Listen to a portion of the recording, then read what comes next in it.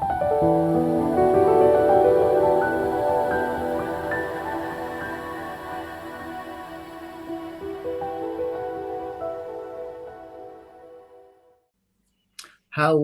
and welcome to Unconventional GMs, the channel where we play fast-paced, one-shot tabletop RPGs with pace, vim, and vigor. And today we are traveling to Kage no Shima, the world of Ronin. Our four honourable, mostly, Ronin are going to explore the exciting world of Kage no Shima and try and defeat the 13 demons of Akuma Saizo. We'll talk more about those demons later, including if you want to read about those demons for yourself, as the adventure we are playing is in fact published, and the author of said adventure is in this very channel as we speak. I'm Guy from this and also from the Burn After Running RPG blog, and I'll be game mastering this adventure. Let's meet our players and also the characters that they will be portraying, starting with my co-host Gaz. Hi everyone, I'm Gaz, co-host of this and co-host of What Would the Smart Party Do, the UK's premier RPG podcast. Tonight I will be playing a very noble, honourable samurai, May the Serpent. Some may view that as a negative title, but no, really it's to do with speed of strike, the way she can manoeuvre with diplomacy and espionage. She uses her charm and cunning to navigate the treacherous world in which we live. She wears very deep red and black banded lacquered armour, which seems to just fade into the night when it becomes dark, but catches the light during a court scene, which is quite interesting. It must be some special substance she's put on it, and she is known for a swift and deadly strike like that of a cobra. Amazing. Great to meet May. Becky, who are you playing? Hi everybody, I'm Becky and I am playing Miyuki the poet. Miyuki composes poems about death and life and uses her sword valiantly. She's very honourable and sort of uses her sword in the same way she uses her poetry. So it's all beautiful movements, but very, very lethal as well. Amazing. There is beauty in death. I'm sure we'll find out in the coming 2 hours. John, who are you playing?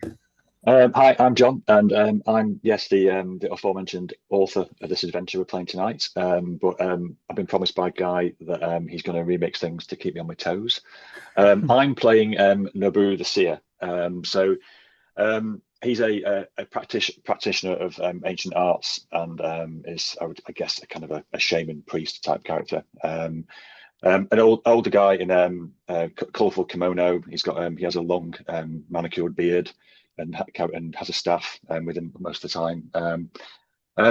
He mutters a bit too much about talking to the dead and talks about how the dead spirits are around him all the time. So he kind of travels alone a lot of the time because people don't like staying around with him too much. But yes, that's me. I'm the Nobu the Seer. Amazing. And I think our 3 travelling companions have not quite got tired of you yet. Not yet. Last but not least, Andrew, who are you playing?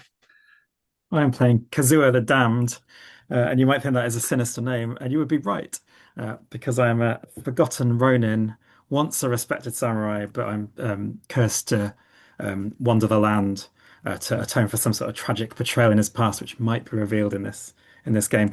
And the other my colleagues here might write poetry about the dead or study the dead, but I am cursed to carry Mojo no Ken, the blade of the dead, and its thirst cannot be sated until my honor has been restored.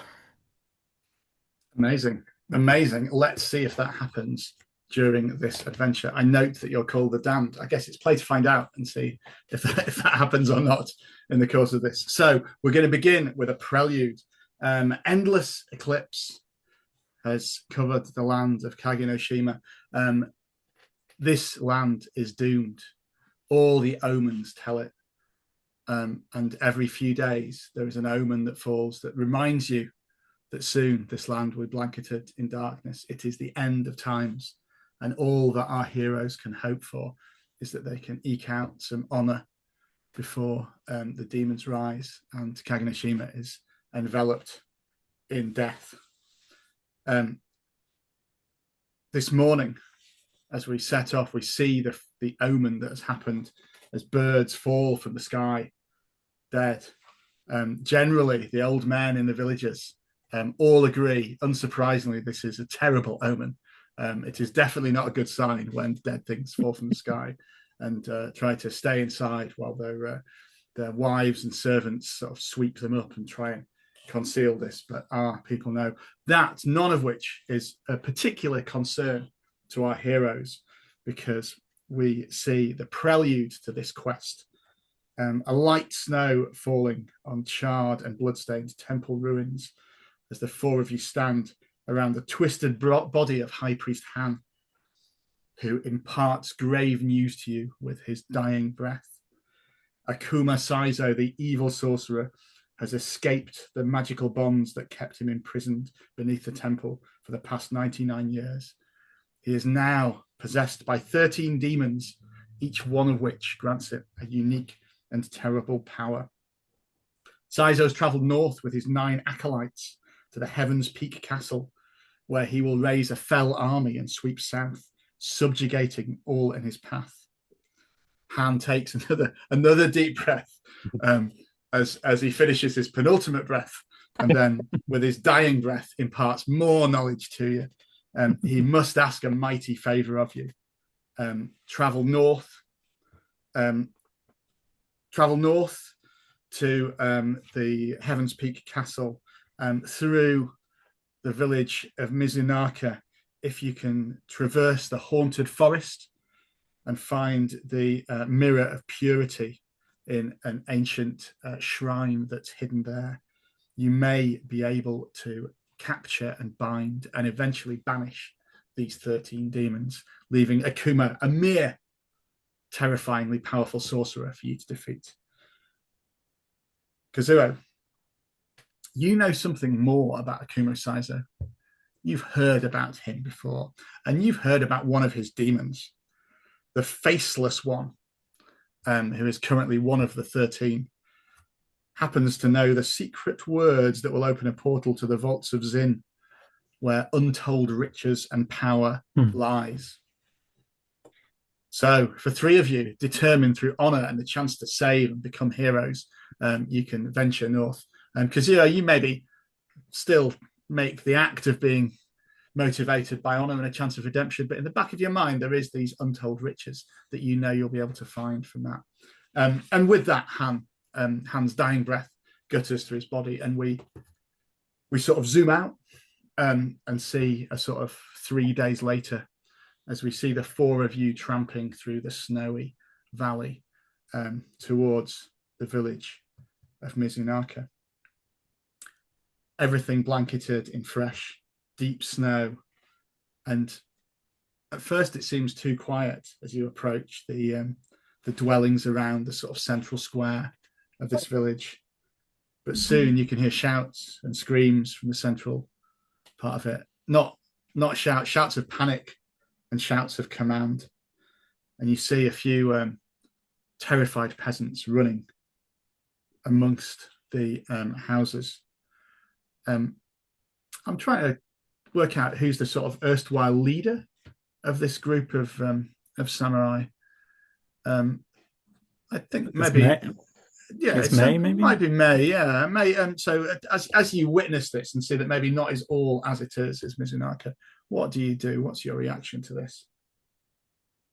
Well, the first tenet of Bushido is courage, and so I shall dash forward, holding the hilt of my blade with its serpent handle, and just rush straight into the village to find out what's occurring.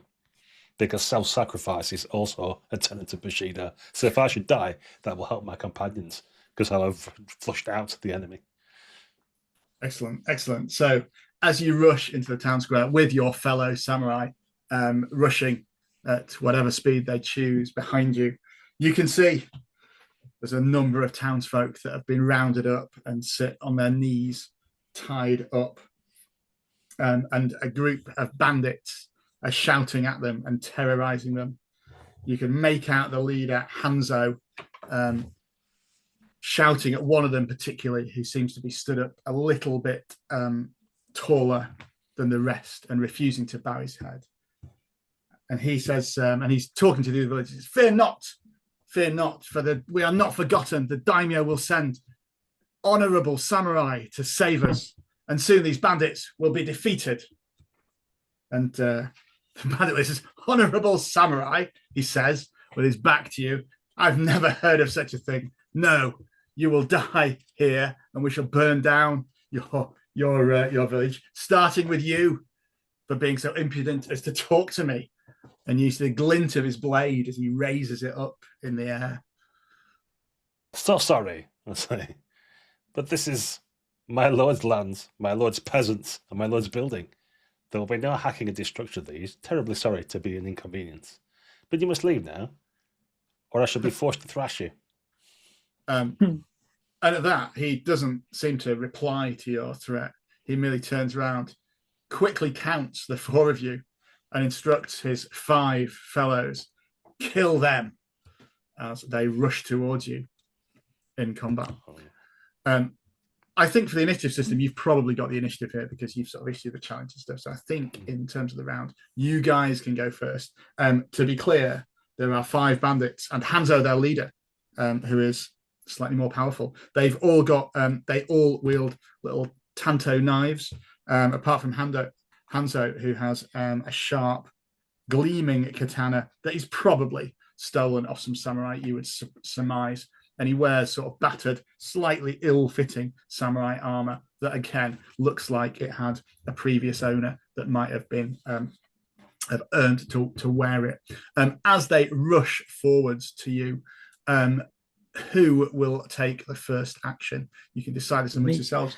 Oh, go ahead, Kazuya. Me. Yeah, you go for it. So, Kazuya, damn, what do you do as these bandits rush? Well, I live by the Ronin's creed, so I'm a fan of freedom and personal mastery, but also empathy.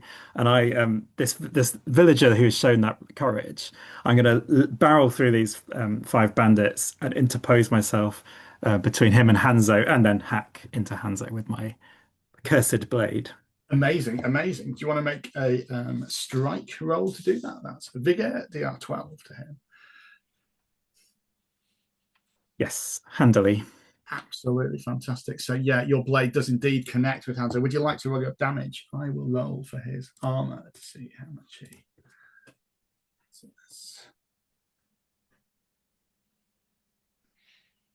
Maximum 8 damage there.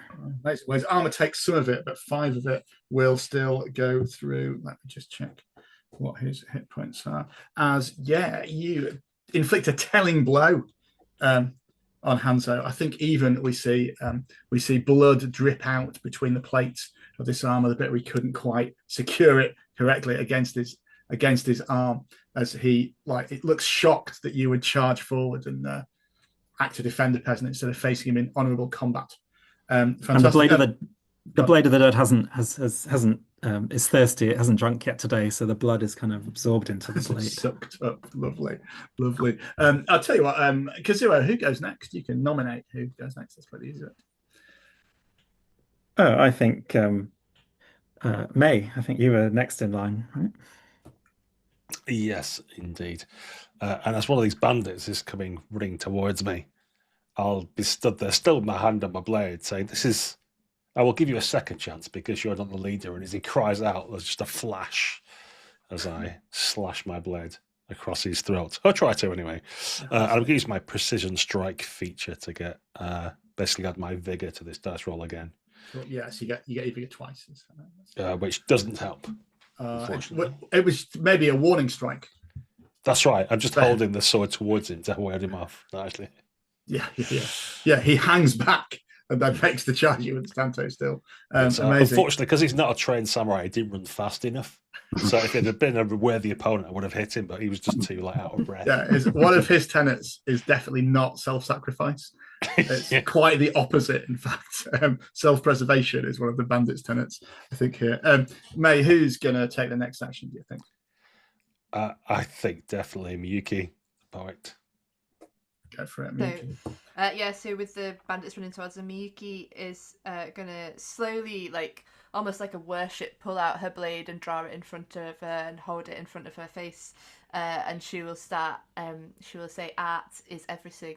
The sword dances and I follow, and then she'll sort of start to sweep out towards them and say, lead me ever on, and drive her blade towards them. They don't seem that familiar with the steps. So let's see if that's a good thing or a bad thing for them. It's not that great. It's a complete fumble on me. part. No. Oh yeah. In fact, there's a rule for this. So a fumble and attack is that means your weapon breaks. In fact. Oh my gosh.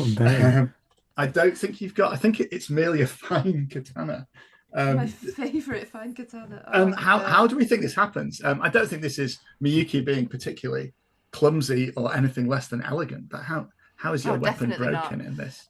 No, I think perhaps she's used to more refined combatants, and here there's just like a smash of like a shield or something coming across, and she's just not expecting like such thuggery from her opponent, and sort of looks shocked as she sees the hilt and a bit of blades left in her hand.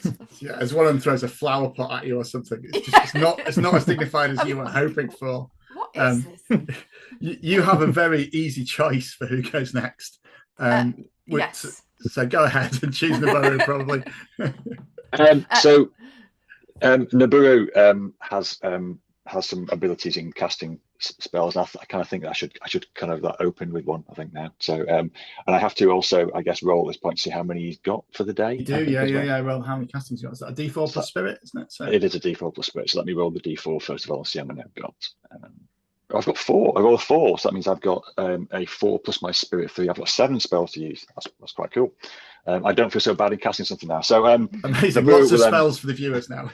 So use them all. We left it up to chance, and you'll see loads of them now. So go for it. Noboru, he scoops up some snow and packs it like he's kind of like muttering to himself, and he kind of hopefully he's going to throw it into the air and see whether he can turn that into a spectral strike, which will imbue it with magical energy, and he's going to attempt to fire it at. Did you say it was Hanzo, the leader? Hanzo, the leader. Like a snowball, as he said. But I've got to roll to see if that happens, obviously. Yeah. So I think you do a spirit check, don't you? Yes, it's spirits. Let's see what happens. I get a 16 plus 3 is 19. So amazing. Yes, yeah, that indeed does happen. Do your damage. So it spins around in the air and kind of flies off and does a D10 damage. Put 5 damage to him. Okay. What's it meant? I'm just wondering whether he gets his armor against this. I don't know. It's up to you. So, I think let's say not, because it's quite. Otherwise, you could just use the back, and it seems to be a snowball to it. Because that is actually going to be enough to actually defeat Hanzo, I'm afraid.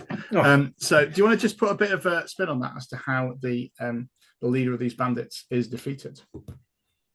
Yeah. So, the snowball in the air kind of like I was going to say it spins in front of me, and then Noboru pushes his hands out, and it kind of just flies straight through the air. And I think it's going to hit him in the back of the head. I'm going to think that he's positioned that Kazuo's there, and so it's going to hit him in the back of the head. And so Kazuo, there'll be a loud crack, and as this snowball does a lot more damage than you think it should have done.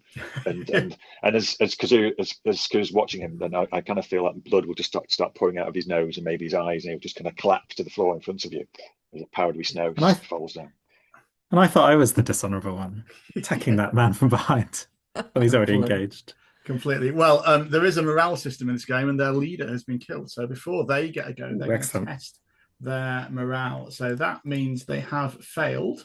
What happens now is we have a check. At a 1 to 3, they will fight even more viciously to avenge their fallen leader. On a 4 to 6, they will surrender.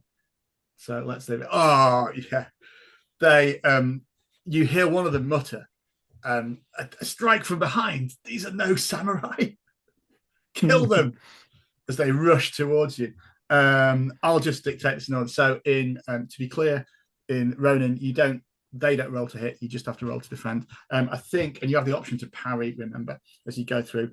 May, the one that you were trying to strike, is going to try and strike you now. Do you want to roll either your defense or parry? So. Yeah, it's parry on spirit, did you say? Parry Was it is swiftness? on resilience. Resilience? Oh, Yeah. well, I think it's all the same. So I'll just try and dodge out of the way. But I continue to roll 3s on my d20, so that's not successful. I'm afraid you are going to take a grand total of 4 damage. You can, if you've got armor, you can roll and take that off the I damage have got some armor. As indeed, enraged by the death of Hanzo, this bandit, and I think enraged and inspired by the possibility of one of them taking over his role and all the best loot and his lovely looking armor there, they charge towards you with their dishonorable tanto and try and stab you in there. Happily, my beautiful lacquered armor absorbs most of the strike, so it's just a slight cut. Indeed. Miyuki, the one that you danced around that broke your blade, is going to try and strike you now. Could I parry, please? Absolutely, yes. That's vigor. It's DR 14. It's a bit harder. Okay. Oh, 20. Plus stuff.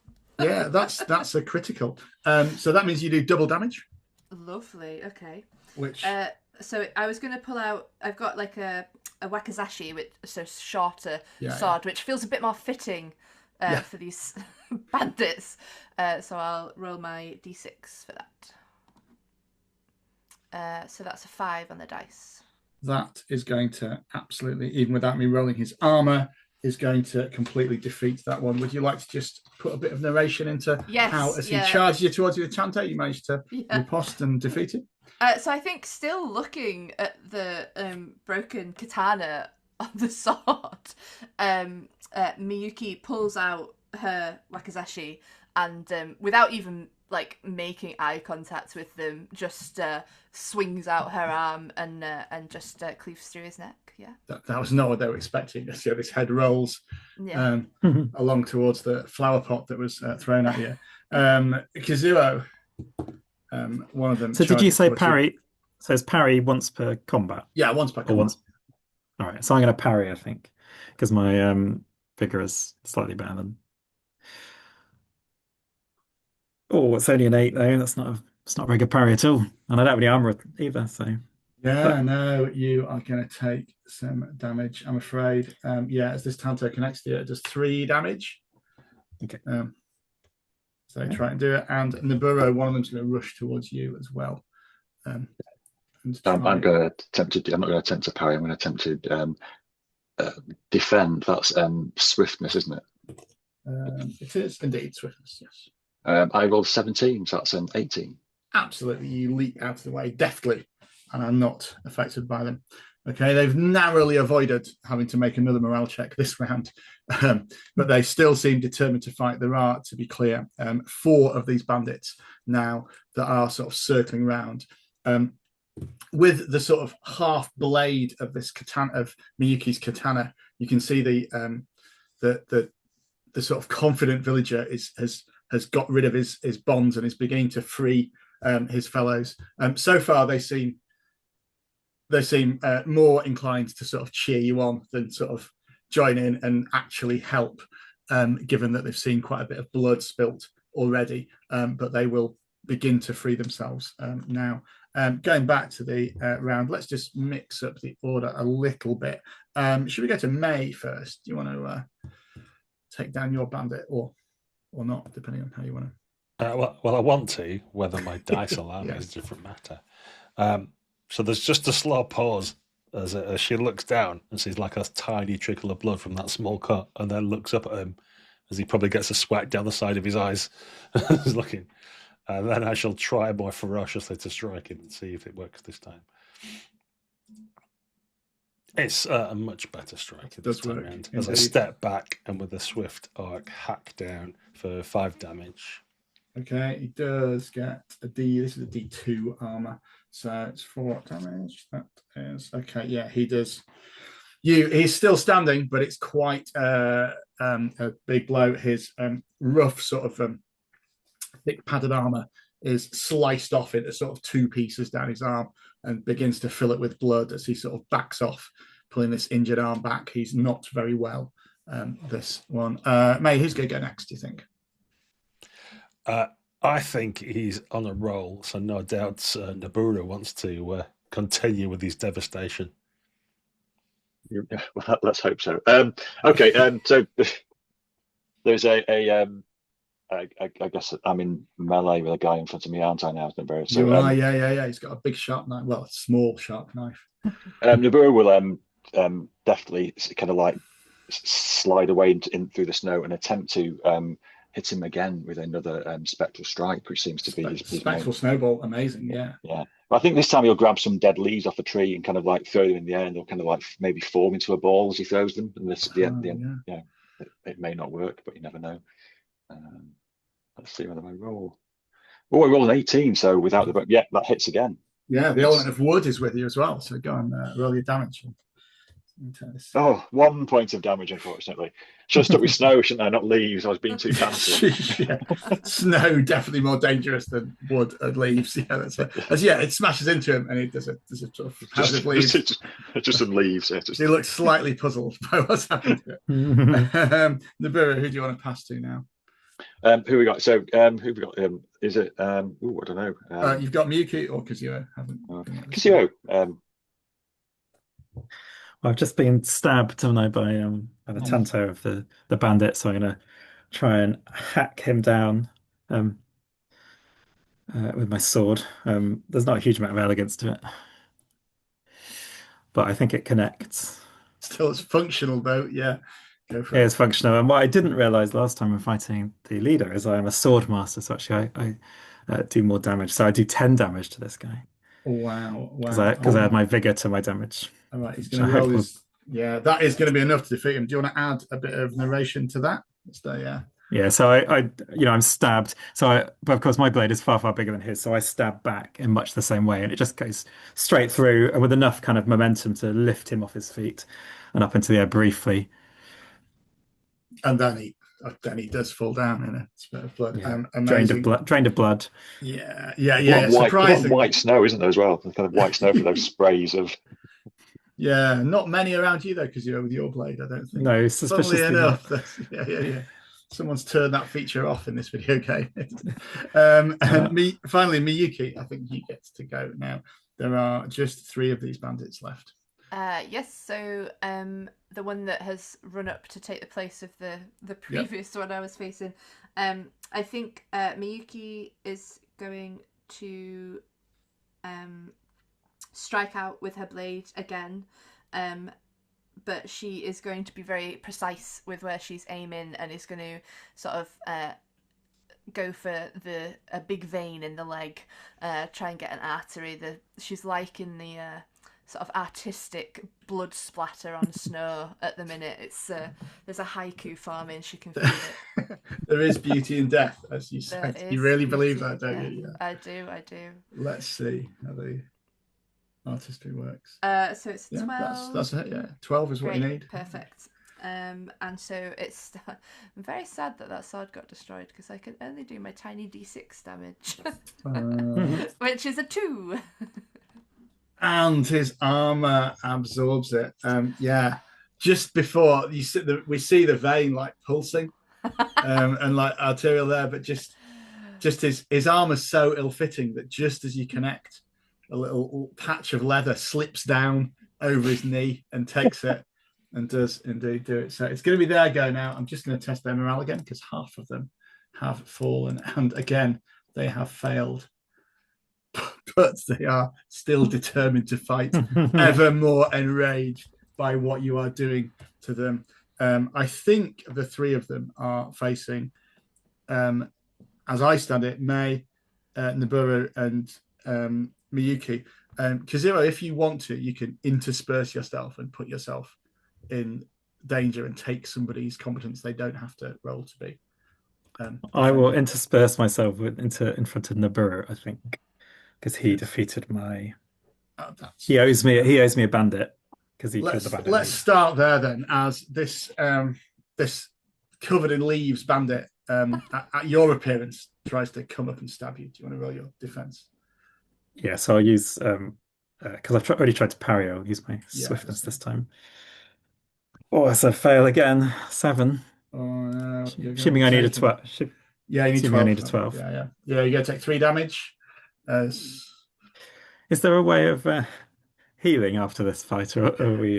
Yeah, there is. There is a way of it. I think there's healers kits and a short rest gets some points back, and maybe the villagers will have something nice for you as well. Yeah, okay. You've got to survive first, though. Obviously, just to be clear, that's. I was just toying with using a point of The brew a point of virtue to soak it, but I think I'll hold off for that. I've survived this round.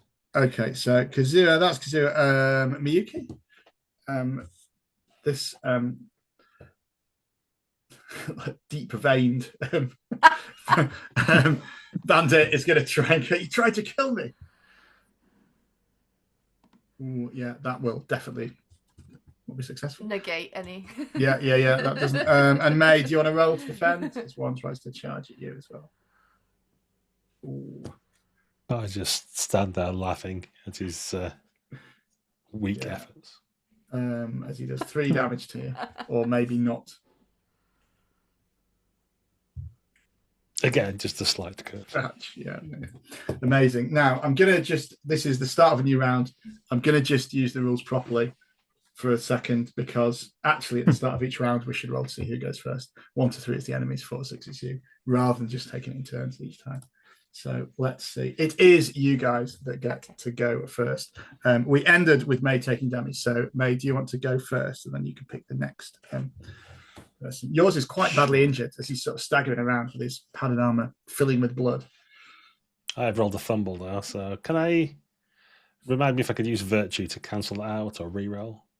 You can, you can. Well, it says you can negate crit or fumble, or you can re-roll 1 roll. So you could re-roll this if you want to. I'll re-roll it. Yeah, that sounds fine. Yeah. So it looks like I'm about to drop my blade, but that was in fact a cunning ruse as I just switch it to my other hand. Yeah. Then, he shouts, "Ha! You've broken your sword as well." Oh no, that wasn't just 2 damage though, unfortunately. Oh, that will, I think, potentially be enough. Actually, let me see. Oh no, it won't again. The padded armor absorbs that. Is luckily he's managed to absorb that. I've forgotten this about multiple games. That random armor sometimes is really useful. It benefits you guys as much as it does to that. Not Nibiru or Kazuya, obviously, because you're not wearing armor, but the rest of you. May, who would you like to go first? Go next. This time, I would say Kazuya, but I think it's more his thirsty sword that's just desirous of blood. Go on, Kazuya. It's not just the tool; it's also the wielder. Okay, so I'm gonna maybe a bit more elegantly this time. I'm gonna try and slash out at him, but as May has quite rightly pointed out, I'm kind of as much led by my sword as anything else. Mm-hmm. Oh, but no, I overthought that. Goes wide. No, it does not. Nearly catches Nibiru there. I think I'll tag team in Nibiru. See if he can handle this dastardly foe. I can attempt to. Nibiru does have healing magic as well, but I kind of feel that he's feeling that maybe we should not try doing that while we're in the middle of a fight. I think we need to get rid of these, defeat these guys. Yeah, the next blow could be my last one that I take, but we'll see. We'll see. Okay. He is going to attempt to fire what we're now going to call a spectral snowball. Then I think is the. Go for it. I think, or maybe he'll break up a shard of ice and try and throw that. I'll try to do something different with these. Throw a shard of ice instead. But just do the tried and tested snowball. Yeah. Oh, hang on, 9. But I need to get. I've got spirit plus 3, 12. No, I do just get. Just try and test it. In fact, go ahead and roll your d10 damage on this. Okay. Oh, 2 points of damage. Oh. Yeah, it's just not quite. That first snowball was perfect. Yeah, it was, wasn't it? Just not quite as good. The snow's not quite as good near the ice. No, it's not as good. Everyone's shouting, "Throw a snowball, Nibiru! Just stop messing about." I think there's just Miyuki left with these 3. Yeah. Quite good at surviving bandits, it turns out. But looking more and more frustrated that this one will just not die. Is there any rules about swapping between weapons in this?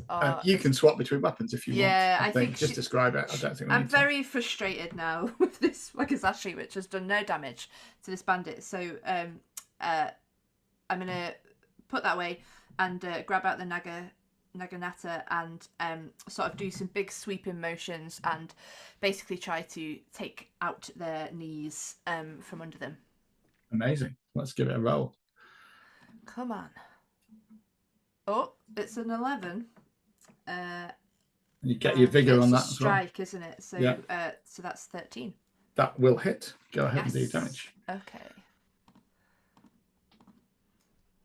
Oh, for 6 damage. It's going That's to be- much better. Yeah. Much more poetic.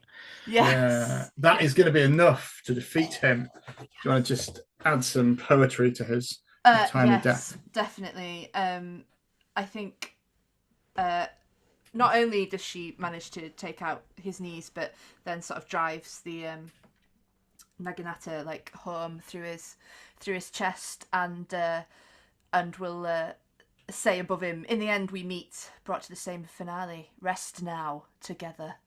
And she'll wiggle it out a little bit. He sort of gurgles poetically and falls onto the snow silently, and like snowdrifts come up. And I think at that point, the 2 remaining bandits, who are both very badly injured, make to sort of run off into the snow, thinking that is the better part of Valor, as they're both on like 1 and 2 hit points. It's up to you if you want to sort of finish them off or try and get into it, but they are trying to run from here. And the villagers are ecstatic. They say, "Oh, thank you so much for saving our village. We don't know what has happened." They came and took us in the night. They'd already killed our headman. They spoke of strange evils to the north, in the castle by the haunted peak, and they point at some snowy peaks off in the distance. How can we ever repay you? Healing would be nice. And I kind of probably dropped on one knee and plunged the cursed blade into the snow. Kind of hisses as the snow melts, but you can see under my robes, there's lots of kind of blood starting to pool underneath. And they say, "Oh, we have just the thing." And an elderly man emerges with a tray, upon which is a bottle and a katana as well. And he says, "Oh, this bottle of sake has been enchanted by a traveling monk. It should heal you if you take it." And gesture to you, Miyuki, you notice that your sword was destroyed. We would be honoured if you are going to save more villagers, if you would carry the sword of our headman, Eclipse. It's an honourable sword, and yours was sacrificed defending our village. Yes, I would be indebted to you for this gift. It will be used with precision. Okay, and that's actually take it. It's actually it is +1 to damage that. So it's D8 +1. What are you? What brings you to the far north? They question you, May and Nobuo. We are here to dispel the evil that lurks in the north, that drives the bandits south and upsets you. So don't fear, though. We have honor and courage, and we shall destroy any evil sorcerer, demons, or other nefarious villains that haunt the lands. Oh, indeed, that would be honor, and we will be. If you travel to the north, you should take care. The haunted forest awaits, filled with the spirits of the dead, and then there is a treacherous climb up to Heaven's Peak Castle. Are you sure your magics will be up to it? As they ask you, Nobuo. We will be fine, says Nobuo, and kind of takes his straw hat off and mops his brow a little bit slightly heated from the combat. Honor is on our side. Mostly. Mostly. Honor is mostly on our side. Indeed. It's all about balance. Yeah. Nobuo will look at his colleagues, his comrades. Are people still injured, or are they? Well, I think if some people you have chance. The village insists that you stay and have some like soup and stuff with them. as a reward. So you can take, in game terms, a short rest here, which will heal you of D4 hit points on your journey if you wish to take those. Did the magical sake heal me fully? It heals you D6 as well. So right, good. Let's find out. Because Naboo has a text that he can read as well that can restore health to his comrades as well, if need be. After a short rest and a pint of sake, I'm fine. Okay. You're feeling much better. You're meant to sip it, but I think we can skip that. Yeah, skip that. Okay. The three of us all got empty cups looking up. Yeah, there was just the monks just left the bottle, none of the sake cups, just the bottle. It's not,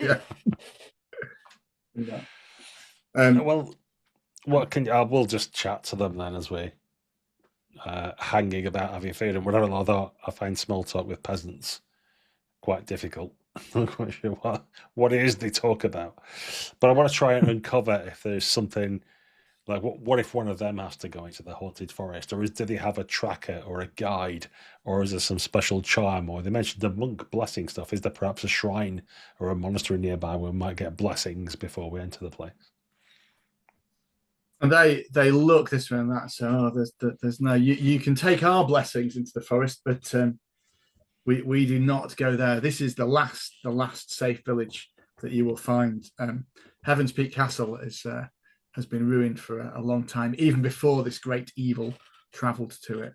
And as I say, the forest full of Yurei, ghosts. We would not venture into there. The paths themselves shift and change as we move around. Even before, you must climb the mountains. And they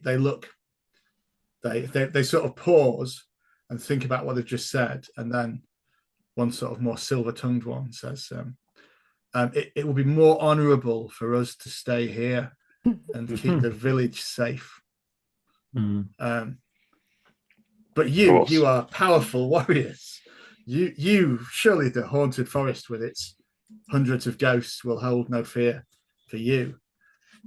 Some say there is a shrine deep in that forest, accessible only to those honourable enough to pass through its gardens.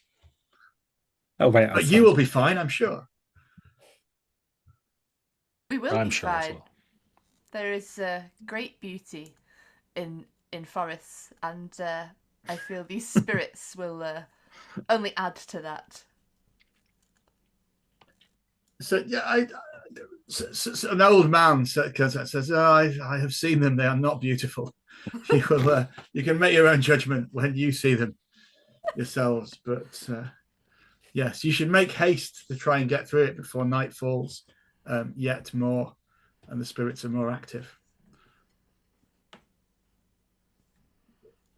Maybe there is something to learn from them, though. Said Nesna. There's an opportunity to speak with the departed and the spirits. Maybe they can impart knowledge upon us. Yes, I'm sure you can speak to them. Yes. We'll stay in the village. That's the key thing. They're keen to communicate to you while you venture north into the haunted forest. No. I'll be reinforcing this idea. So, of course, the daimyo will not worry at all as long as the rice quarters have been met. I mean, you've had a day off today, but I'm sure you can make that time back in the coming week. So, several of our farmers have been killed by bandits. I'm sure he'll understand when we'll make sure that we've got a full account of all the costs and losses ready for when you when you return south after defeating. So this is very advantageous. You've got less mouths to feed, so the rice should go further. So this is a great bonus. Why must you hassle these? They quickly collect back in the bowls and pour them back in the pot. Why must you hassle these poor villagers, May? Let them enjoy the moments of freedom they have when the headman is not breathing down their neck. Freedom. Life is about obedience and duty. That's where we get our spiritual strength from. And they disagree more. They back off at this disagreement and expectantly look at you as they hope you leave. And as it's become a little bit awkward for them. Now the talk of rice quotas was brought up. So with that, maybe we'll cut to the haunted forest. It looms like a dark shadow on the edge of the world. Its ancient trees are heavy with snow. There's a dense fog clinging to the floor, and the air is sharp and cold. As you set off into it, your attempts initially at keeping your bearings by the sun and later the moon are soon defeated. The paths seem to go this way and that, and strange shadows flicker before and behind you. I think Naburu, you're probably the most sensitive to these kinds of things, and you're sure you can see forms, thin androgynous forms dressed in white with long black dishevelled hair, clawed hands grasping, occasionally flitter before you and behind you, and it feels like they are moving the very forest to keep you lost and trapped in here. Naburu's kind of maybe taking the lead and walking, but you can know if you listen closely, you can maybe overhear him. He's like he's potentially muttering to himself, but he's also kind of going, "What's that? No, surely not. Maybe this way? No, not that way. Not that way. No, this way. That's right. This way. You're right. This way," as if he's talking to people who aren't there, kind of thing. Maybe you can't tell whether he's making it up or whether he's actually talking to spirits. Then only Naburu knows that. Maybe Naburu doesn't. So, in order to find your way through the forest, what approach are you take? Are you literally speaking to the dead, Naburu, using your? I think, well, maybe Naburu could do that because he does have the ability of speak with the departed, which is exactly that, yeah. Yeah. So maybe he can. I mean, he will have to roll for it, obviously, but yeah, he will. I mean, and this is going to be to try and navigate through this. So I think it's going to be DR12. It's possible if anyone else can think of a way to assist, if Naburu is leading the navigation to try and get you through the haunted forest, if anyone can assist by any, it doesn't have to be supernatural means that might support Naburu, they could give him a bonus. I think Miyuki will try to distract the spirits with a poem. So she will, having seen that maybe they're not as nice as she hoped they might be, and maybe there is a little bit less beauty in death than she had perhaps hoped, is gonna say a haiku. So, spirits, behold us. Walk free as we pass you by. Time to leave this place. And hopefully, they're so enamoured by that haiku that we can find our way a little bit easier. I mean, I think they're so enamoured by that haiku that's going to give John advantage on his roll. To get through, I think, is where we are from that. When you say advantage on my roll, what am I doing instead then? You're going to get to roll D20 twice. So okay, I shall roll advantage, and I think this is probably spirit, DR12, to navigate. While you're doing that, is there anything that Kazuo or May how are you approaching this? What are you doing while this I've got a long pole with a storm lantern on the end of it, and I'm using that to kind of light the when it gets dark, to kind of keep the shadows that seem to be creeping closer to us, to try and keep them at bay. I don't have much store with ghosts, but I know a big dark pit when I see one, and I don't want to fall in. There are indeed some big dark pits that you can avoid from that. May, what about you while this commune with the dead is going on? I have a silver talisman which protects against the yokai, so I'm gonna be holding that out behind us so that when we make progress, the ghosts don't sneak up behind us, try to spirit anyone away. Which they do indeed try to do. Yeah. Go ahead, John. So the stakes with this, you're going to get through the forest, but if you fail this roll, there is going to be a price for you all to pay. If it's 12, I've rolled 2 8s on my D20s, so in which case that's an 11 each time, which is indeed just not quite enough. It's just not quite enough. Do you have any honour? Now not the time. I could re-roll that though. I could use my virtue now and re-roll that if we think it's important to get through here. I'll do that. I think Naboo kind of he feels that this is his time. Yeah, at some point it does look as if Shine. you've led people into sort of a conclave of these things, but yeah. 16, yeah. He uses a point of virtue, and just as he's about to lead you into a pit of undead, he goes, "No, not that way. This way." Yeah, there were Lovely lots good of one. voices. There's lots of dead around here to listen to. Yeah, so you managed to get that and do that, and you can. And the fog lifts slightly. In the midst of the forest, you can see a set of steps leading up to a torii gate, the sort of wooden thing there, flanked by two lion dog statues. Beyond the gate, you can just sense that the fog has changed and shifted slightly and is magical rather than mundane. And there are sort of carvings on this torii gate saying, Naboo, you can tell that these are saying that men and women of honor may pass through. I will tell my colleagues and say that the honourable may pass here safely. I cannot say for sure what will happen to those without honour, though. I'll wait here, shall I? For you to return. I'll make sure that we don't get attacked by ghosts and the dead while you are inside, wherever this is. I kind of plant my feet at the base of the stairs. Naboo will stride forth and into the mist, into the stairs. Amazing. So, May and Miyuki, are you going through? Yeah, Miyuki would follow for sure. Yeah. Yeah. Yeah. Okay. So, passing through the gate, you find yourself in bright spring sunshine, blue skies overhead, just as the world was before the endless eclipse. Cherry trees full of blossom there, and steps lead up to a bubbling water fountain with a rack of drinking spoons next to it, and a small shrine, the statue of one of the 7 lucky gods in it, and a wooden offering box on top of which rests a mirror, a katana, and a folded text. As your sort of blood warms from the chill of the snow outside, you know that this is indeed the forgotten shrine that was spoken of. And you feel and then we cut back to Kazuo. It seems, if anything, even more chill as you sit on your own with your back to this honourable gate. I'm not entirely on my own. I've got my trusty mule with me.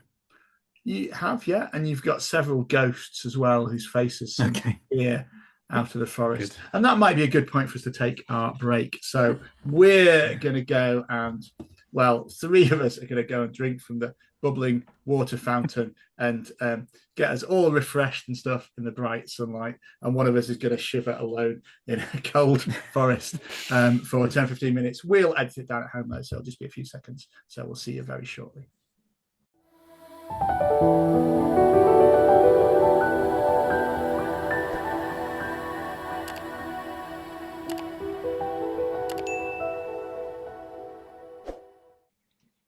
Welcome back, viewers.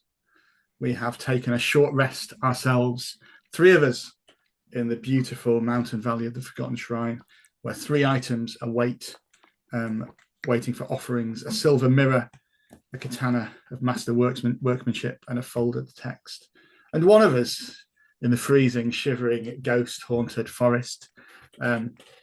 Even your mule, Kazuo, is looking distinctly unhappy as his wide eyes look towards you and back and begins to sort of pad towards. It's as if he's questioning if the mule himself might be honourable enough to go through this and leave you here back there. He's sort of weighing up what he's done in his life. But in the sunshine of the shrine, with the buzz of insects and the flap of butterflies, you have these 3 items. Each one of them, you know, Naboo, because you have heard of this shrine, will require an offering from each of you. And the offering that you will require to provide is a memory that will no longer be yours. It will be taken into the shrine, but in return, you can get the item. So, May, as our erstwhile leader, you wish to reach for an item. What will you trade for it? I wish to point out I am the leader, not the erstwhile leader, which means I was the actual leader. Yeah. Especially now because Zero's not here. You're definitely the leader. Yes, I shall go and select something, and as I go up, I'm full of thoughts of my father, who he always wanted a son but never had one. But there was that moment when I'd finally become samurai and was effectively knighted by the daimyo and taken into his service, and he was proud and accepted me as his son, effectively as true heir. And that slips from view. So I regress to the point where I still think my father's disappointed in me and I need to earn his respect. Yeah. And which item do you take for this memory? As your brow furrows a little as you remember, this still won't make him proud. I think the mirror, because I can look at myself and I seem quite happy and sedate in the mirror, but just when I pick it up a little bit and the memory fades, that there's like a little furrow appears in my brow as it seems slightly troubled.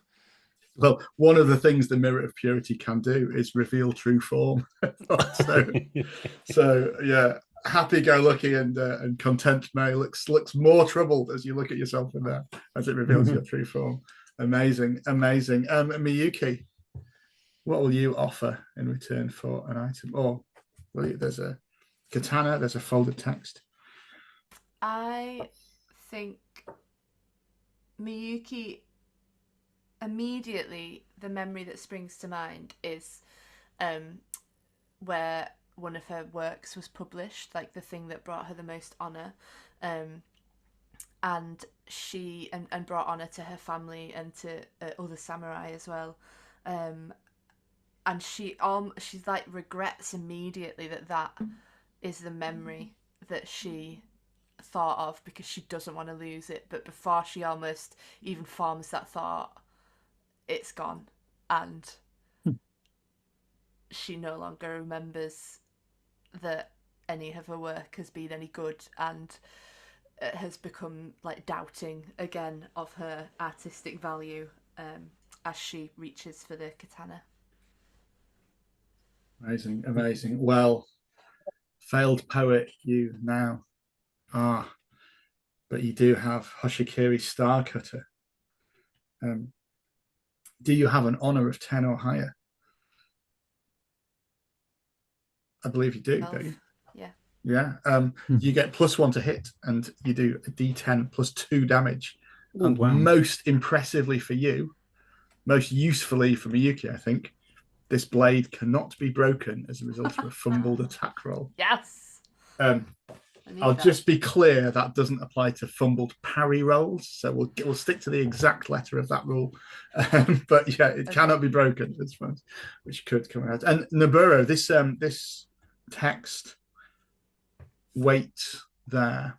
Are you prepared to trade for it?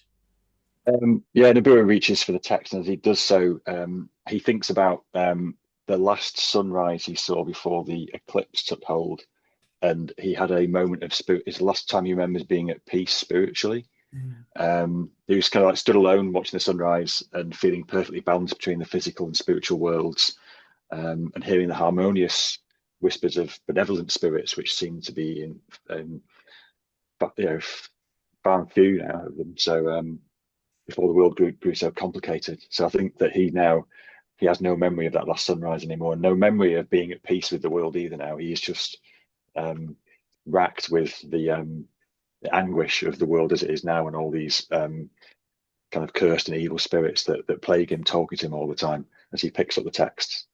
And you do know that the world is doomed, and eventually, via a procedural system in the Ronin gamebook, actually, those omens will come to pass, and eventually the world will end. Is the final one of them.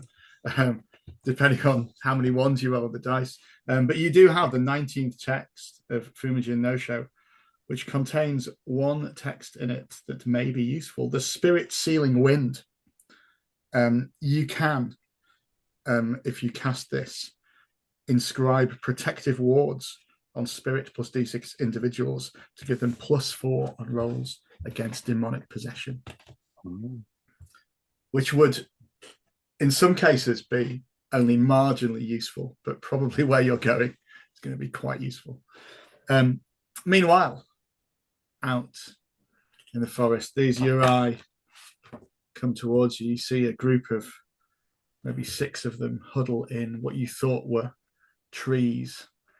Are these features that move towards you, and one of them holds out a hand, waiting for an offering, ready to attack and tear your soul from your body if it does not satisfy them. Kazuo, what memory, maybe not a pleasant one, will you trade with them for your survival?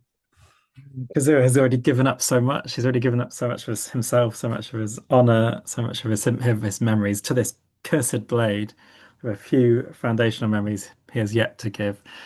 So he's going to give, I think, something to do with his tragic betrayal. There's a moment of cowardice, I think, where he perhaps hid in fear instead of fighting to defend his homestead. And I think part of what I'm going to lose is the what it was I was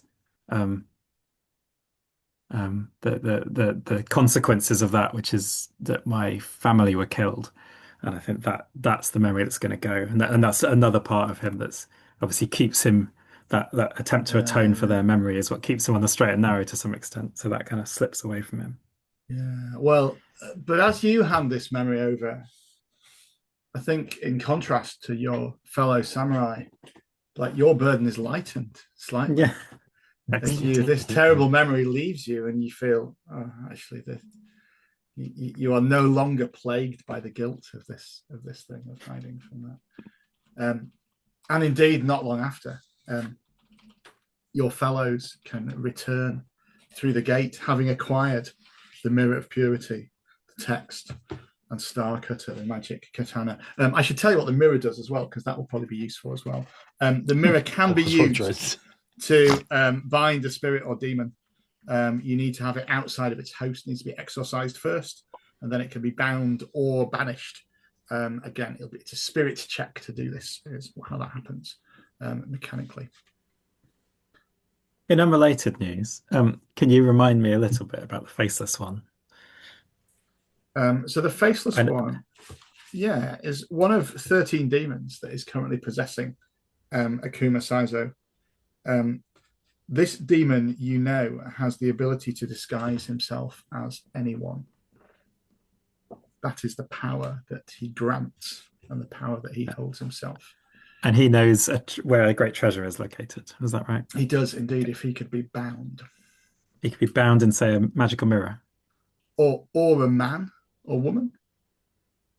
Okay. I mean, bound is a loose term, but he could possess a person and share that knowledge. Okay. So a magical mirror would work, yeah. Just making sure I've got the facts. Okay, so as you reassemble in the forest, the forest thins out. The Uri seem to not menace you anymore after Kazuo's deal with them. And soon you find yourselves in the footsteps of the mountain valley leading up to Heaven's Peak Castle. This is going to be a long trek through treacherous, icy peaks and troughs. It is known that frost wolves and worse lair on these mountains, as well as whatever demonic and magical wards that have been left by Akuma Saizo for you.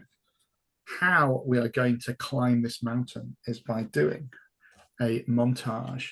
But to regular viewers, this is going to be different to the montages you may have seen in other games from 13th Age. This is the montage system taken from Swords of the Serpentine. So in a moment, you are all going to step a bit outside of player mode and into sort of GM, narrator, author mode. And one of you is going to describe the first challenge that you face on your journey. I'll then invite another of you, and we don't have to decide in advance who it is. Whoever gets the idea can chip in to make that peril worse.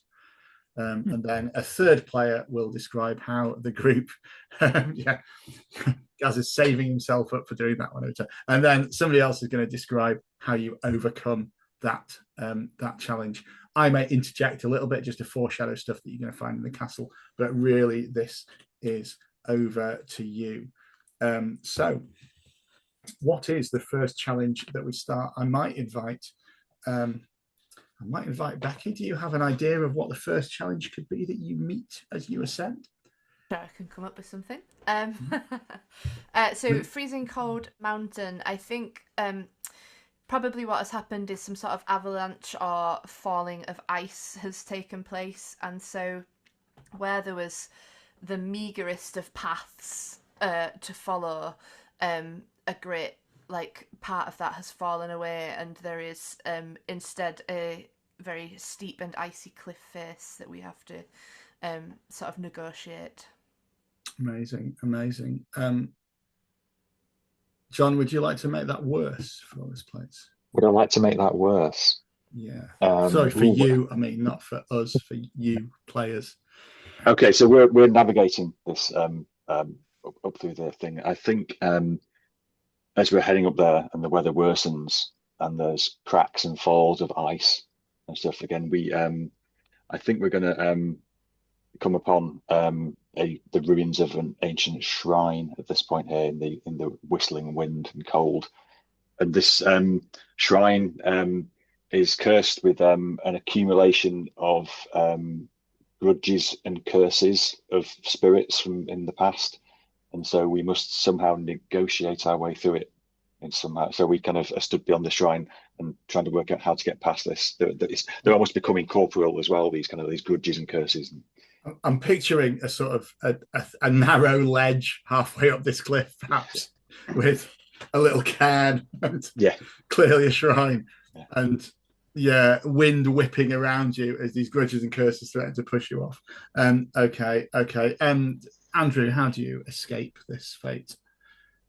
Well, as previously described, Kazuo the Damned does not have much truck with spirits, or indeed the damned, for I am damned myself, and I'm just gonna use my kind of bully boy nature. I'm just gonna tip this cairn over and clear it out of the way, and try and obviously the can see it already. Nabarro looking very disapproving at me, but I think we're going to. But it's fine. It will free them. It will free the grudges. It won't do us any harm. Get down the cliff. Yeah. Exactly. And you proceed. You're able to survive the cliff. We're going to do 2 rounds of this, just to be clear.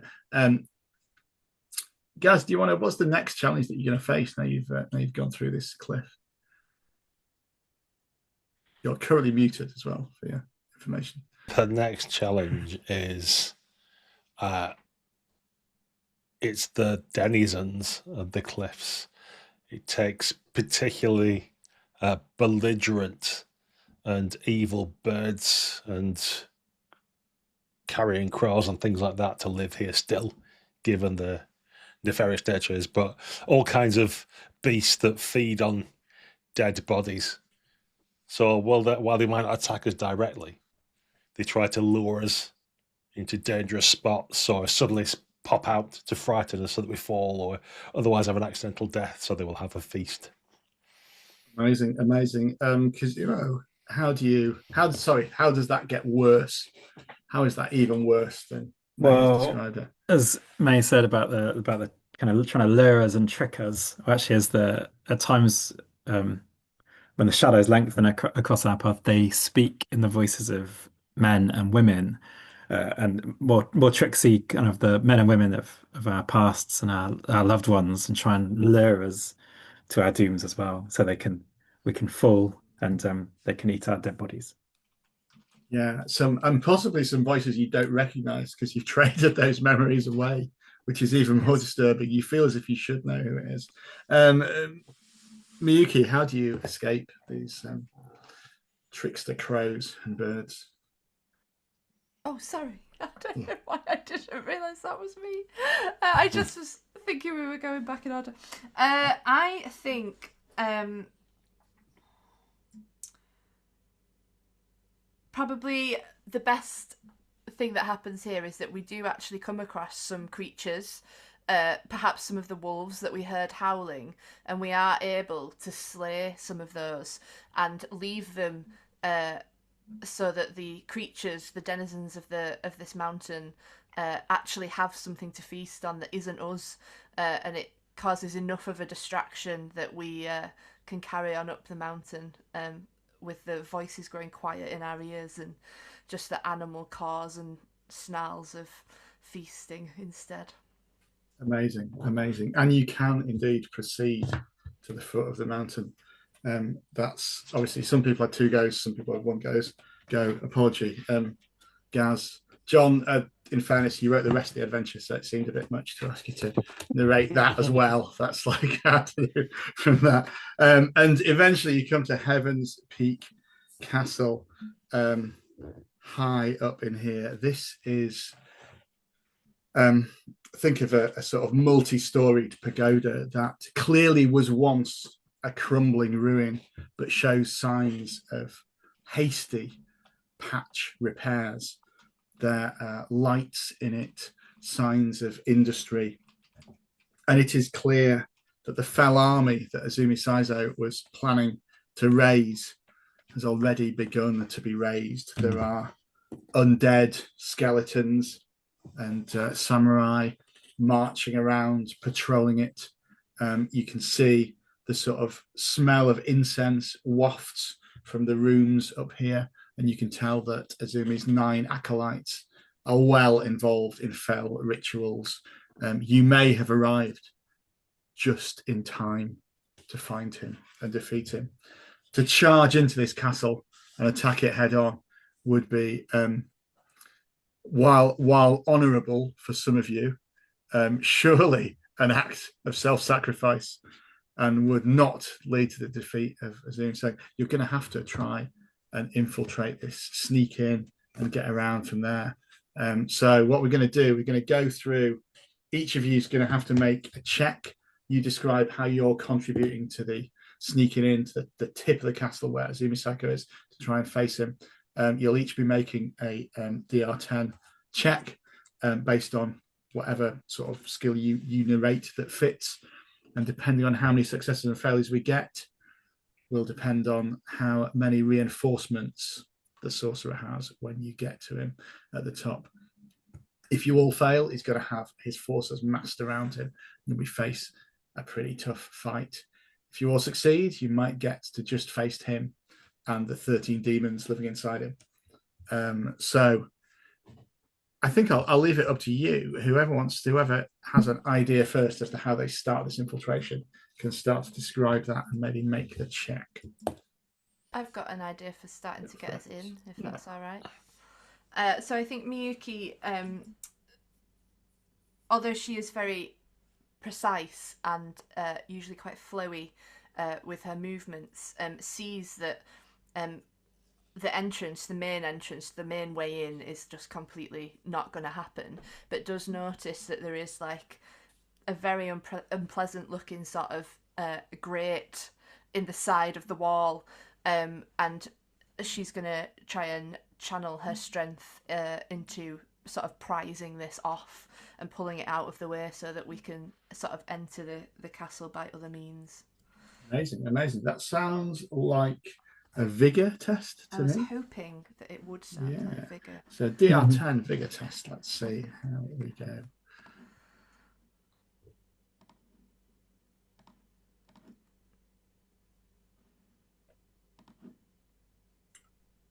Oh, 11 plus 2. So success. You prise open these bars and are able to lead your party into the, I guess it's sort of the sewers, although rough here. The good thing about an undead army is that the sewers don't get much use, so it's not quite as grim as it might have been otherwise. All this plumbing is fairly unnecessary at the moment, with it being inhabited by demons and skeletons. And you pad past various foul rituals going on, and in the courtyard there's sort of massed ranks of skeletal samurai being assembled, with even an undead daimyo in great big sort of squat armor ordering them around at the top. Who's going to go next and take the next check? I can have a go if you like. Sure. Noburo kind of reaches inside his robes and pulls out a rod he has, which is his divining rod, which is carved from a sacred tree that vibrates and hums when danger is near. And so there's going to be a montage of him kind of leading everyone quietly upstairs and corridors, and going, whoa, whoa, whoa, wait, kind of thing like that, and, that kind of thing. He's trying his best to. He's focusing these spiritual powers and stuff to make sure that he waits until guards have disappeared and to get as far into the castle as he can without. Amazing. That sounds like a spirit check. Okay. And DR10. Oh, he rolls a 4. Even with a +3, that's a 7. Unfortunately. Yeah, I think the residue of this divining rod's magical power is acting. It's possibly attracting some of these acolytes. We see some of them sniffing the air as if there's something's present that was not present before. He's already used his virtue, so he can't do anything about that, unfortunately. There's a powerful sorcerer. Well, a sorcerer within this castle who we do not recognise. And of course, it's meant to detect danger, and of course, we're in the heart of danger. There's danger. So it's humming all the time, quite a lot. It's trying to do. Go on. I've got something if you don't mind, Gaz.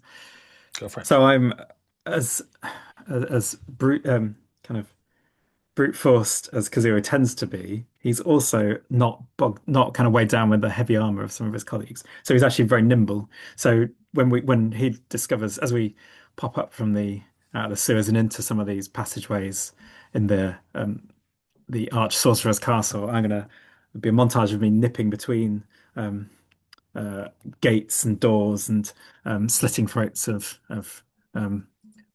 if you can slit the throats of zombie sentries, etc. But kind of being very quick about it, very very swift to kind of dart about, and then leading the rest of my group onwards when the danger has passed. Amazing. That sounds like a swiftness test to me. I was hoping that was what I was hoping it would be. You indicated very clearly to pitch that to it. Yeah. Yes. Amazing. Success. 16. Yeah. So we see zombies, maybe even a couple of acolytes drop down under Kazuo's stealthy approach. You are climbing the castle and getting near to where you will face Akuma Saizo. May, what's your contribution to this? You are muted again, guys. Sorry. Yeah, I keep having to cough, so I keep muting that. But you haven't heard May cough yet, so that shows how stealthy and elusive she genuinely is. I think it's the climbing bit is where she can help. So she's going to be hoying people up, basically. When we come to barriers or there's no ace patsy sentry, I'm actually going to lift people up the outside of the tower, up to what would seem to be an impossible ledge to reach. But I'll selflessly, because again, this is part of Bushido, to thrust others up, no matter how dangerous it might be. Is that vigor, do we think? It is, yeah. Well identified. Yeah. Vigorously lifting people. Yes. Yeah. I fumbled that. It's a shame. Shame I was lifting someone up to the Noburo goes. Yeah, I think that you are very stealthy, but the people you are lifting up are not always, as they have to grab onto this. And we said hastily repaired castle.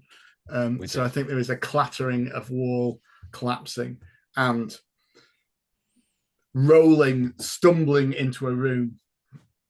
We see finally Akuma Saizo. He carries a staff. He's about 7 feet tall, clad in a enchanted kimono. He's got a staff with a skull on the top, just in case you were wondering if he was a good sorcerer or a bad sorcerer. His staff has a skull on the top. green mystical energy goes around him, and he wears a sort of horned Oni mask as well, as he cackles at you as you roll in and says, "I thought they'd send honorable samurai to defeat me. It is almost not worth me lifting a finger to kill you. Soon you will join my undead army." And he points a finger, and from two sort of coffins behind him, two undead samurai leap up, draw their katanas, and charge at you. I think this is an open sort of conflict. May, as the group's actual leader, do you want to roll a d6 for initiative? Just a reminder, 1 to 3. They'll be going first. 4 to 6, you'll be going first. A casual observer might have thought that we just bundled into the room due to an accident, but no, it was the first in a surprise attack with shock and awe. Amazing. So we've got 2 samurai warriors, and we've got Akuma Saizo himself, who, as you will recall, is possessed by 13 demons at the moment. May, what are you going to do for your first action as you just managed to roll initiative? I'm affronted by the being undead samurai. They should be honourably dead or alive, one of the two. But undead, that's like something I cannot abide. So I'll fall into the room and then come out of my role to strike with the jutsu and just slash one using my precision strike, or attempting to. Amazing. And it works. Hooray! Let's go for it. Roll your damage. 5 damage as I slash across the dusty body. It does, yeah. I think an arm clatters down as you sever it, but obviously these are undead samurai. That's not going to stop them. They continue moving towards you, but it is obviously significantly damaged here. May, who do you think should go next of your party? Now then, let me think. Well, I don't want to say because there's no blood for his sword to thirst after, and I think Noboru needs time to gather his magical energies, so it's got to be Miyuki. Go ahead, Miyuki. So Miyuki, having seen Noboru have the mirror, is going to just try and clear a path for Noboru to get access to the faceless one. So she's going to attack the other undead samurai with her. They are indeed standing in front of Akuma as if to sort of protect him. So yeah, go ahead and roll to attack. That would be a 16 to hit. Amazing. Roll your damage with your fancy D10. Yeah. Come on. That will be 3 damage. Yeah, the weight's not quite what you expected, and this magical weapon. Practice. Yeah. It doesn't quite cut the same as you are used to. Nevertheless, Miyuki, do you want Kazuo or Noboru to go next? I think we need Kazuo to help clear the floor for Noboru. Go for it. Okay. Yes, indeed. So I will. I will charge in an attempt to get towards the arch sorcerer, but I will charge between the samurai. But I will, at the last minute, lash out. May is, of course, mistaken. Well, let's actually see if May is mistaken about my thirst, my sword's thirst for blood. Oh, May is not mistaken. Yes, she's May is quite right. My sword is shy away from this. My sword is sated. It's full familiar. Yeah. So it's a lackluster attack, sadly. Yeah, it does not hit. And you, no doubt, will choose Noboru as your final action. Of course. I can't think of anyone better. No. Okay. So Noboru has the mirror, did you say? Has he got? But Noboru will. We can have you take the mirror. That's fine. You can try and. And Noboru can use it to. Sorry. I was going to say, you got this. Have you got the text as well? Is that what you? Yeah, I've got the text as well. So I kind of think maybe at this point he should attempt to do that to protect us in this combat. If there's going to be demons and stuff like that, maybe might be wise to try and do that. Noboru will say, "Your time is over." Release all the demons first, and then well, that text. Yeah. Okay. Yeah. He So will, yeah. yeah, Go on. he'll pull out the unfold the text and recite the incantation in an attempt to protect us from any demons that may get unleashed. Amazing. Roll the spirit check to see if that's And he succeeds. amazing. Amazing. Yeah. You feel protective wards appear up next to you. I'm assuming you're choosing. I think you can do spirit plus d6. That's definitely enough. That's enough, isn't it? Yeah. So I'm not going to protect them. They're the bad guys. We'll protect us. Just yeah. And you feel your sort of your spiritual energies say to us if you're ready to face anything. But it is their turn now. May and Miyuki, would you like to roll to either defend or parry as these undead samurai attack you? Yeah, my defense is poor because I hacked their arm off, not realizing this was a left-handed samurai. So in fact, cutting their right arm off didn't disarm as I was hoping. Yeah, it doesn't quite work. You are going to take, I'm afraid, 1 point of damage. Which my armor's almost certainly going to, yeah. If you're Miyuki, you're fine. You duck out. Yeah, it was a 13 for me. Akuma Saizo though isn't going to leave it just to his samurai. He summons a demon to do something. I'm going to roll this randomly because that seems more fun. Okay, yeah. So Akuma Saizo summons forth the power of a shadow demon. You see him wave his staff in front of him and vanish into shadow, from whence he will reappear next round in a more advantageous position. May, do you want to roll initiative this round? See if you go first or they go first. Oh, this has confused me. They get to act as where did he go? Do. Yeah, that doesn't. So again, the samurai are going to attack again. So again, May and Miyuki, you need to roll to defend against them. I fail to do so. Oh. As I stand flabbergasted at the disappearing. 4 damage, guys. Yeah, Miyuki, again, you dance nimbly out of the way. That's absolutely fine. And Akuma Saizo reappears. I think there was probably a balcony at the top of this, just laying down that he appears and far away from you. I'm going to ignore this if it's a 6 again. Amazing, yeah. And he points towards Uniburu and summons the fourth of power of the soulless one. Would you like to make me a DR 14? Although I'll let you. I'll say it's a DR 10 because you've got the protection stuff. Vigor check. Ooh, do my best. Yes. Yeah. As he tries to drain your life force out and add it to his own. I make some mystical passes in the air as he tries it. Implying that wizard. But it's your go. Now, let's get May and Miyuki first. You've got samurai to face. So, Miyuki, what are you going to be doing?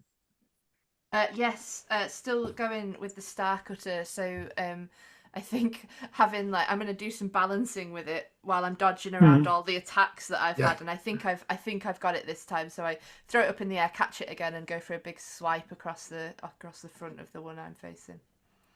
And it is much better, in fact. Yes. So that is a D. Oh, I forgot that. I've got to roll my damage. There we go. Oh, 5 damage. That's better than nothing. It's enough wonderful. To defeat this undead samurai. What's it look like as you dance around and finally put pay to it? I think similarly to me, Miyuki is horrified by this samurai not being honourably dead or honourably alive, and so sort of just drives the sword in and says rest now, and moves on to the next target. And it crumbles to dust as you do that. May, do you want to try and take yours down as well? Yeah, I tried and failed. I cut across his belly, expecting to see the intestines spill across the floor, but instead there's just sand comes out. A disappointingly small amount of sand dribbles out. It's not even. Yeah. Kazuya, can you do any better? Well, I'm going to see. So I tried to get between them. Miyuki's obviously cleared the way as one of these is gone. So I'm going to swing round. It looked previously as though I had overextended myself. But I had not. I was merely setting up for a blow from behind, which even though previously I said that was dishonorable, I am dishonorable, so it's fine. You've come to terms with it now, yeah. Well, I'm without honor anyway, so that's fine. Yeah. I'm wondering whether I should spend a point of a virtue to max damage on this. Has May injured this samurai Yeah, this yet? one's quite badly injured already. Oh, okay. All right. Let's What risk you roll, would it not be enough though? No. yeah. Let's risk a roll then in that case. We'll save the virtues for a little bit later. So doing 5 damage. That is indeed enough for you to defeat the second samurai warrior. Do you want to just put a bit of narration around that? Yeah, so May is holding this samurai's attention, keeps slashing parts of the armor off, dust keeps pouring off. And although I kind of get behind it, and although the Mojo no Ken, the Blade of the Dead, it thirsts for blood normally, it's still a very sharp katana.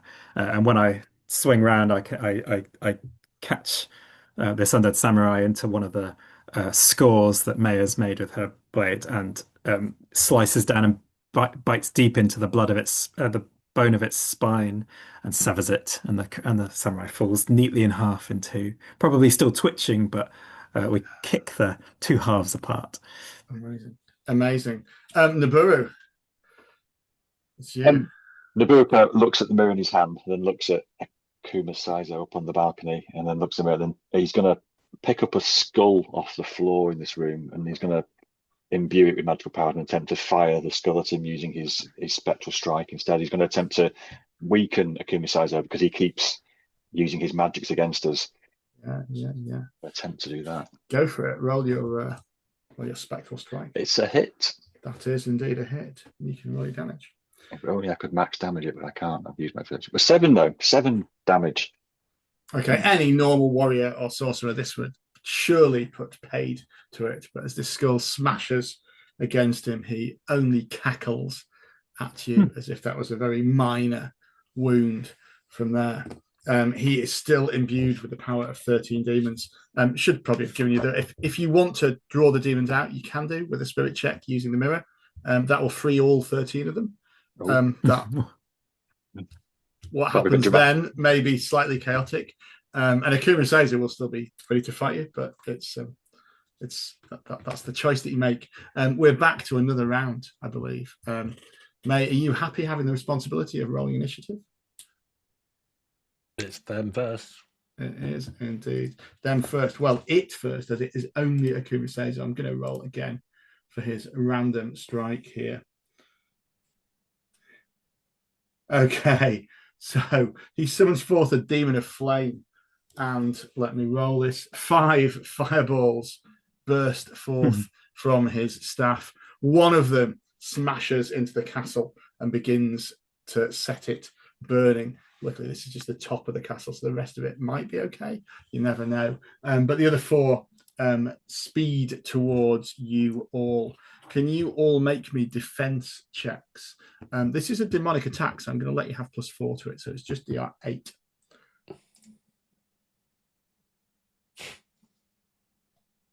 Just 9. Yeah.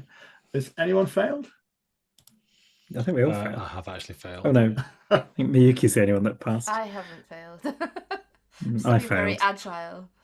Okay, this is damage that armor doesn't help with. That's right.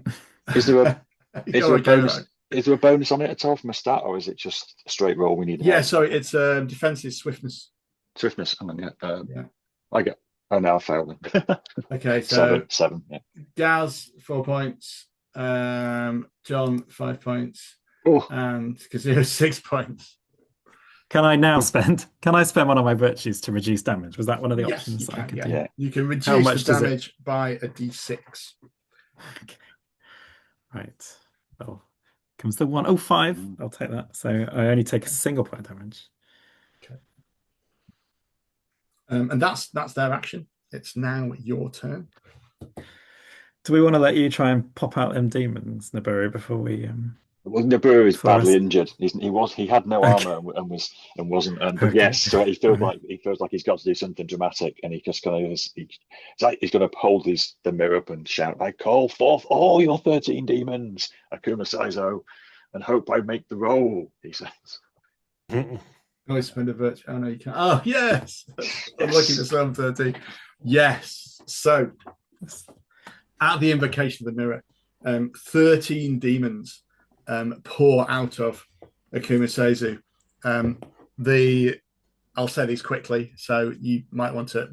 These all fly around this now burning room. The demon of flame, the ghost of shadows, the demon of thunder, the water spirit, the Tengu, the ice maiden, the faceless one, noted by Kazuo, the spider demon, the serpent demon, the earth spirit, the soulless one, the three-legged crow, and the lord of unlife, all spill out into this reasonably small room, making it quite busy in here and are flitting around.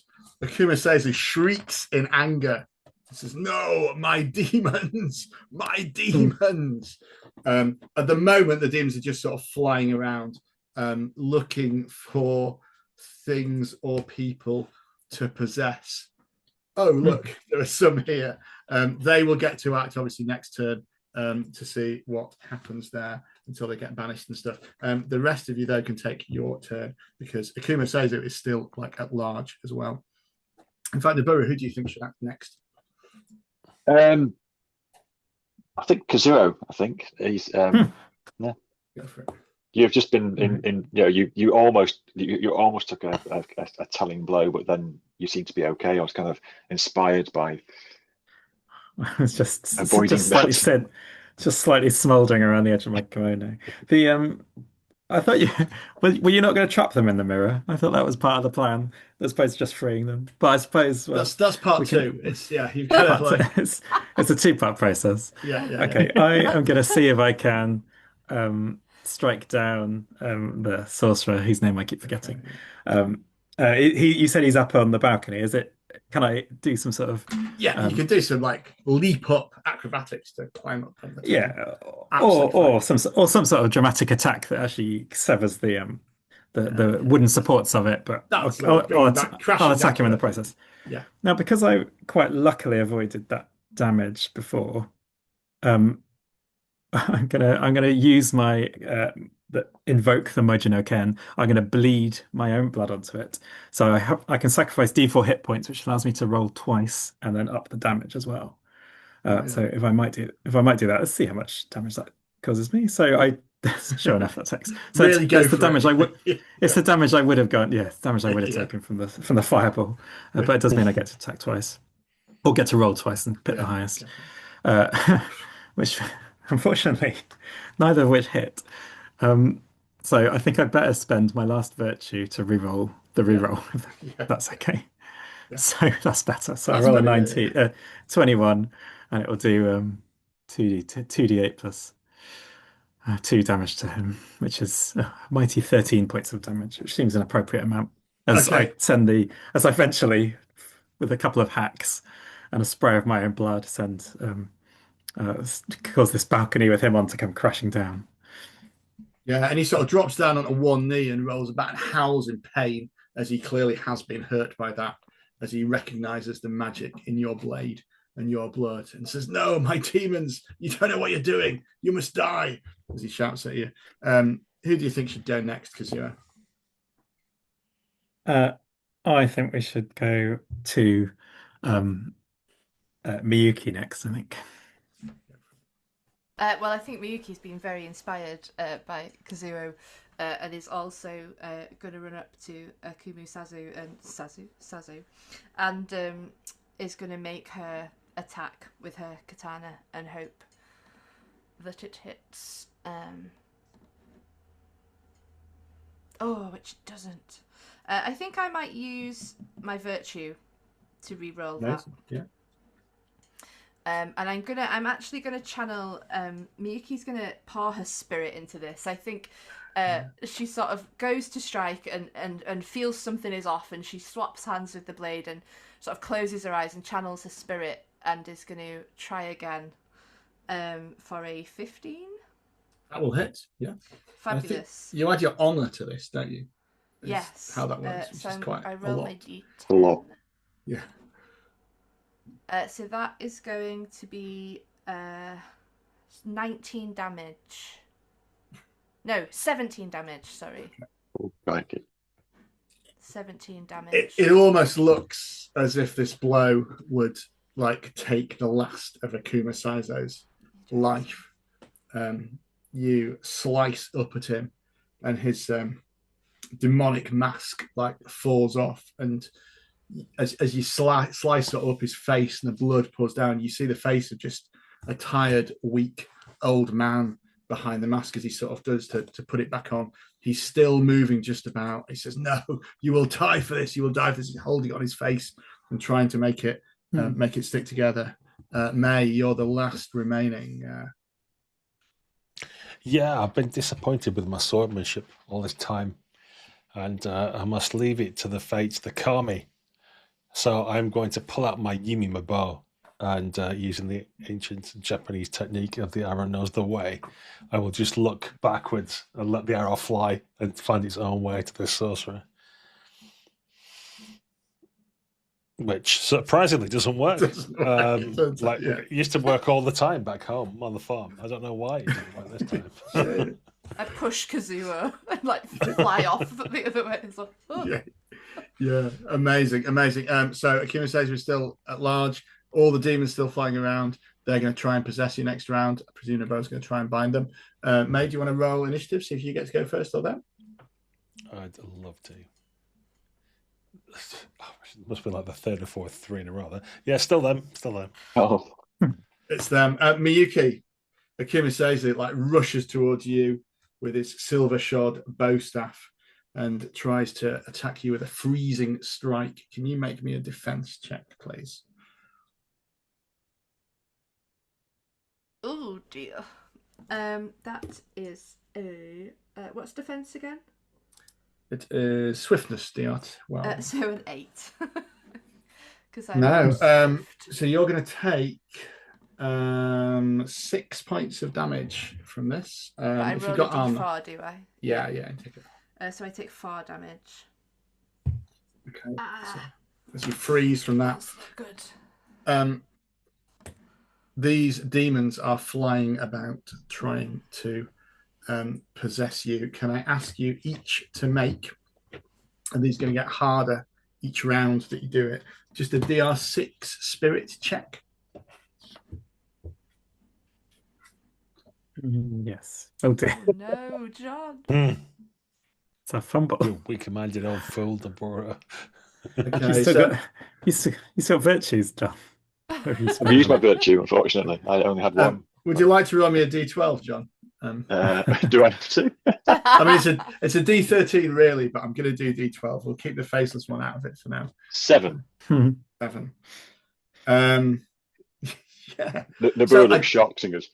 I don't think this is obvious to anyone else because, like, nobody's really keeping track of these 13 demons flying around the room. You've not got, like, the fact there are only 12 flying around is not obvious to you. But Nabura, you've been possessed by the spider demon. You now have the power to summon uncontrolled spiders as well as create strong webs. You hear a sort of voice in the back of your mind saying, "Shh, they don't need to know. They don't need to know. I won't be any trouble. I won't be any trouble. It's fine. Bind the other ones. It'll be fine." Just making its nest in there. It's all good. Yeah, that's it. Then it's your go now. Do you want to go and bind them? Nabura, should we start with you? Does Nabura want to? I guess yeah, I think he wants to bind the ones that are out there still. I think if it's his go now to do that, and he can do, I think because I don't think I guess he'd have to look at himself to get the one. Anyway, right now he's going to attempt to bind the ones that are swirling around. I guess probably fine. Go for it. Give me that spirit check. That's an 11, fortunately. Just. Hold on. Let me just check whether that bonus will work on there. Oh, actually, because you've got the one against. Yeah. Okay. I mean, I'm looking it up. I could just ask you, John, but it feels better that I should deliver it because it's your adventure. Yeah, I think the spirit sealing will stick at that. I think you're able to bind these 12, 12. 12-ish, 13-ish demons into the mirror as we see them rush into it. And as you look in, you can just see all moving around 13-ish faces, all sort of squashed in from that. And all is momentarily quiet, apart from the furious Akuma Saizo, who's still at large, who is making to go to you to smash that mirror. He's not quite dead yet. He's not quite dead yet. Who would you like to go next in the burrow to try and finish him off? May. I think May has had some bad luck just in that last attack. So I think May deserves the attempt at the killing blow on Akuma Saizo. That was just a ranging shot with the arrow before. Yeah, I think Get your eye in. I think your faith is misplaced, but we'll try anyway. And I recall that it was my father always told me the arrow would find the way, and that's the correct way to do the archery. And he's always been disappointed in me, as we know. I never. So I'm going to look this time down the arrow like the eye of an eagle and see if that makes a difference to my archery. Which, I mean, it's a closer shot, I'll give it that, but it's still not a hit. Yeah, it's a process of kind of a process of accumulation, isn't it? You kind of increasingly getting closer and closer. As the disappointment increases at the same time. Just at this rate, maybe another 2 arrows, maybe. Yeah, because do you want to go next? Do you want to see if you can take Akuma Saizo? Sure. Okay. Well, I don't think I'm gonna. He's looking. You said he's this tired old man. He's looking quite injured. He's looking right? very, very injured indeed. I don't think I will bleed. I don't think I'll bleed any more of my blood, but we'll see if I can bleed some of his. 13, which again seems suspicious. So D8 plus 2. So 7 points of damage. And if you would like to narrate how Akuma Saizo breathes his last. So Miyuki knocked the mask off and he's scrabbling to put it back on. And that's suddenly through the eye hole from behind comes a sharp blade, pokes out from his skull from behind. And kind of there's this horrendous scream from him that kind of lasts longer than it probably should. It's, the blade, Majinoken, the blade of the dead, kind of claims another soul. Amazing. And as the castle burns around you, you have defeated Akuma Saizo and his 13, and probably all of his 13 demons. And 12 or 13 of his demons. 12 or 13 the faceless one? Yeah. The faceless one is somewhere in the mirror. That's hard to tell. I think you can escape. The castle is in disarray. You can escape easily, victorious. All of Akuma Saizo's plan is falling down now. His acolytes fall into bickering, and no doom. The immediate doom that was going to come to the village is not going to come to it. We are left with the eternal eclipse hanging over it. So long as another evil seer doesn't rise. That wouldn't happen. No, definitely not. No. Let's just have to sort of put a pin on these characters in this one shot. Let's just have a little sort of epilogue from each of you. So a little scene of after the events of this, how are you relaxing or making the most of it, or what do we see doing? I sort of think we should do Naburu last somehow here. Maybe if we start with you, Miyuki, what do we see of the poet? I think we probably make our way back down to the village where we started, and I think maybe they do feel generous enough to give us some rice now if May's in a little bit of a better mood, and just using some of the inspiration probably from everything that we've experienced and this village as well, and its sort of closeness to the end and death, but seeing life go on as always. Like, these people are still farming rice even though we know the world is doomed and everything's going to come to an end. And just probably writing one of her better pieces of poetry based on all that. Maybe it'll even get published. You never know. You never know. She could only hope. Never know. What do we see of Kazuo? I think possibly in the village, possibly some other time when we're on the road and making camp, while he's keeping watch alone, his compatriots all fast asleep. I think we see him kind of sneaking into Noburu's pack, pulling the mirror out and having some sort of whispered conversation with a faceless demon in there, striking some sort of bargain, but we don't see what has been struck. Yeah. I think it's that one of those things. If anyone stopped to count the demon faces again, they might not even find 11. They might not even find 12 now. It's like it's not gradually getting down. May, what do we see of you after we? May, we see standing over a grave back home when it appears while she's been here fighting the demons that her father passed away. And she shed a little tear as now she can never earn his respect as he died. Yet surprisingly, all the family around seem happy that they had such a good relationship, that you can't understand how they could be so blind and not remember what really happened. And finally, John, what do we see of Nibiru? What's Nibiru up to with his life? I think on the road back south, one morning Nibiru disappears.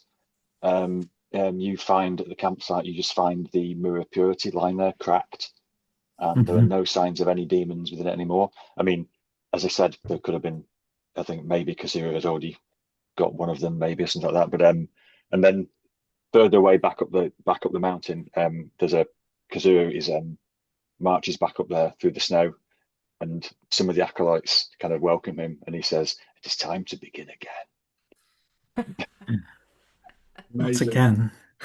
Amazing. Thank you, players, for a fantastic game of this, and thank you, viewers, for watching along. If you enjoyed it, drop a comment below. Remember to like and subscribe. Tell people about the channel. If you've got requests that you'd like us to play, by all means, let us know. It's all good for engagement and helps us keep this running. Ronin is from Slightly Reckless Games. It's a great one to do. And the 13 Demons of Akuma Saizo is available and anywhere good games are for sale, John, isn't it? Is there anywhere specific people could get it from? Yeah, it's on I think it's on itch.io. I think I can sort you out the link to that. We'll stick a link below so you can check it out. But check it out, and you can obviously see the bits that we left out. There's quite a bit more to it than we actually played through today. So you can see the whole thing. There's several sessions of play in it, and of course lots of demonic goodness to have with that. We'll be back in a couple of weeks with some more games, but in the meantime, thanks for viewing, and we'll see you again.